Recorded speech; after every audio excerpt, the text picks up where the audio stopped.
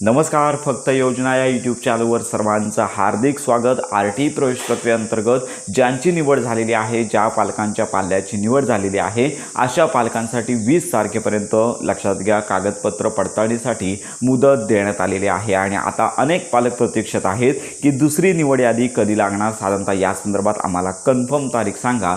तर आजच्या व्हिडिओमध्ये या संदर्भात आपण प्रॉपर माहिती घेणार आहोत, म्हणजे तुम्हाला अंदाज येईल की दुसरी निवड यादी कधी लागणार आहे। तर साधारणतः 20 तारखेपर्यंत ज्या पालकांचं निवड झालेली आहे, ज्या पालकांच्या पाल्याचा फॉर्म सिलेक्ट झालेला आहे, त्यांना कागदपत्र पडताळणीसाठी 20 तारखेपर्यंत मुदत देण्यात आलेली आहे।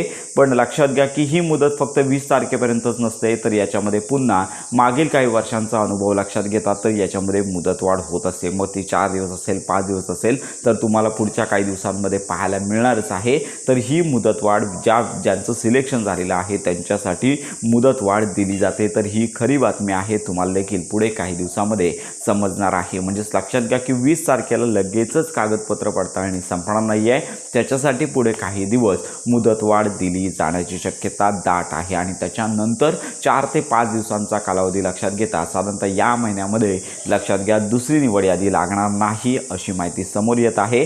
पुढील मे महिन्यामध्ये दुसरी निवड यादी लागण्याची शक्यता वर्तवण्यात येत आहे, कारण का पहिल्या लिस्टमध्ये ज्यांचं सिलेक्शन झालेलं आहे त्यांच्यासाठी मुदतवाढ व्हेरिफिकेशनसाठी दिली जाते आहे।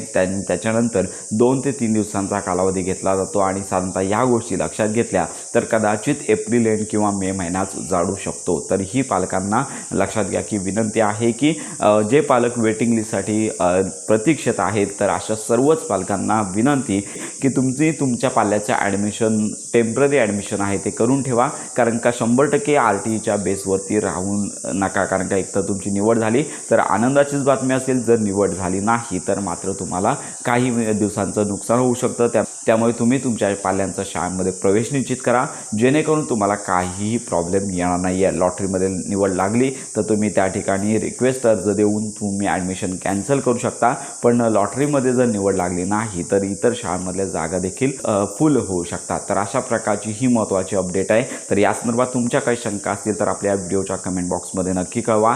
RT प्रवेश प्रक्रियेसंदर्भात खात्रीशीर माहितीसाठी आपल्या फक्त योजना या चॅनलला लाईक, सबस्क्राईब आणि हाईप नक्की करा।